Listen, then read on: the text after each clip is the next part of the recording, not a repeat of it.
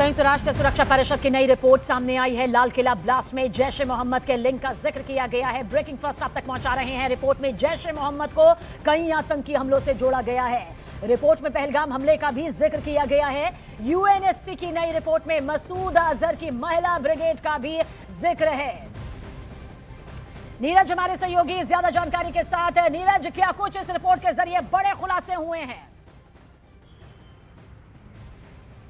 सबीना, देखिए, एक रिपोर्ट आती है सुरक्षा परिषद मॉनिटरिंग कमेटी की। जो रिपोर्ट है सुरक्षा परिषद में जो आतंक मामले पर जो कमेटी रिपोर्ट जाहिर करती है, बार बार रिपोर्ट देती है, उसकी रिपोर्ट में जैश ए मोहम्मद का जिक्र आया है जो दिल्ली ब्लास्ट हुआ था उसमें। और ये एक भारत के लिए महत्वपूर्ण बात है क्योंकि भारत की तरफ से जैश ए मोहम्मद का नाम बार बार लिया गया था। और आपको याद होगा कि पहलगाम आतंकी हमले में टीआरएफ को लेकर बार बार पाकिस्तान की तरफ से बचाव किया जा रहा था और ये कहा जाता था कि वो जैश ए मोहम्मद का प्रॉक्सी नहीं है। तो पिछली रिपोर्ट भी आई थी जो एक इंटरनल रिपोर्ट थी, उसमें भी इस बात का जिक्र था कि पहलगाम आतंकी हमले में टीआरएफ का हाथ है।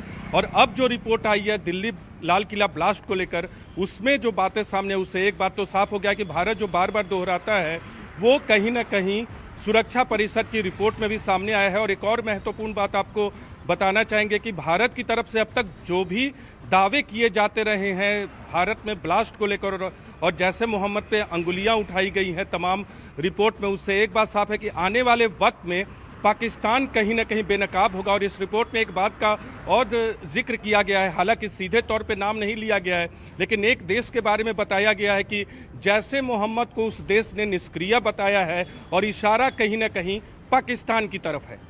बहुत बहुत शुक्रिया नीरज जानकारी के लिए आपका। तो हमारे सहयोगी नीरज पूरी जानकारी देते हुए जिस रिपोर्ट के जरिए बड़े खुलासे के तौर पर सामने आई है।